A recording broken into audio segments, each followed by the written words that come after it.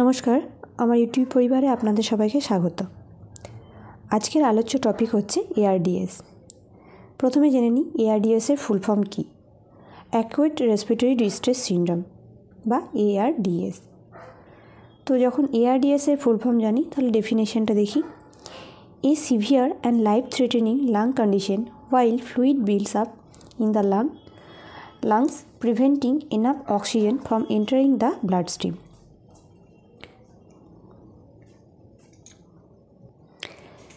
ARDS এক কথায় হচ্ছে একটা severe life threatening lung condition, যেখানে কি হয় ফ্লুইড অ্যাকুমুলেট হয় আর আমাদের যে অক্সিজেন এন্টার করার ক্যাপাসিটি ব্লাড স্ট্রিমে সেটাকে কী করে প্রিভেন্ট করে, অর্থাৎ সাফিসিয়েন্ট অক্সিজেন ব্লাড স্ট্রিমে পৌঁছতে পারে না।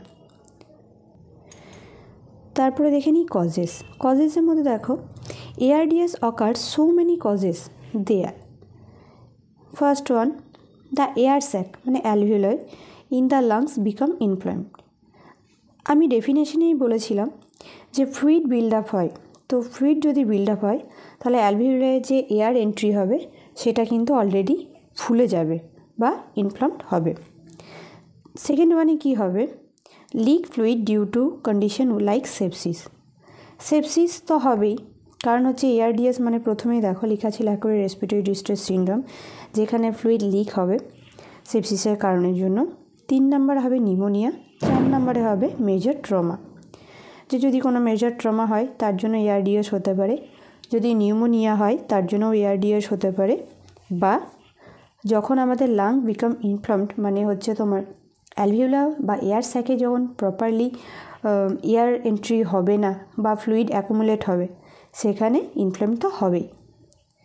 তারপরে এলাম সিমটম। ARDS হচ্ছে তার যে সিমটম হয় সেই সিমটমগুলির মধ্যে প্রথম কী থাকবে, শর্টনেস অফ ব্রিথ। 2 নম্বরে ছিল র্যাপিড অ্যান্ড স্লো ব্রিদিং। আর একটা কী হবে, confusion while stem from a lack of oxygen in the blood.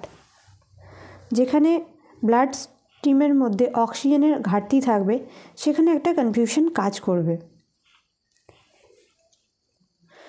তারপরে আসি ট্রিটমেন্টে দেখো patient typically requires hospitalization in an ICU for respiratory support. Treatment focus on supporting the body while the lung health আর mechanical ventilation to help the breathing. তাহলে একবার shortly recall করে নিই।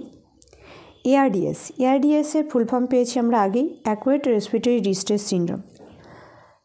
এই ডেফিনেশনে কী পেয়েছি, এ severe and life threatening lung condition, যেখানে fluid accumulate হবে, তোমার এয়ার এন্ট্রিতে প্রিভেন্ট হবে, ব্লাড স্ট্রিমের এয়ার এন্ট্রি ঠিকমতো হবে না।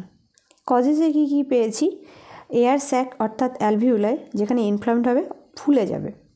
কি হতে পারে, দ্বিতীয়ত সেপসিসের জন্য হতে পারে, তৃতীয়ত কী হতে পারে নিউমোনিয়ার জন্য হতে পারে, চতুর্থত মেজর ট্রমার জন্য হতে পারে। কি সিমটম অ্যারাইজ হবে, শর্টনেস অফ ব্রিথ হবে, র্যাপিড অ্যান্ড স্লো ব্রিদিং হবে, আর হচ্ছে কনফিউশন কেন হবে, যেহেতু ব্লাড স্ট্রিমে ল্যাক অফ অক্সিজেন থাকবে তার জন্য কনফিউশনটা আসবে। ট্রিটমেন্টের জন্য কী দরকার, ফার্স্ট অফ নিডেড হচ্ছে হসপিটালাইজেশন, মোস্ট অফ ইম্পর্টেন্ট, কারণ হচ্ছে ICU দরকার।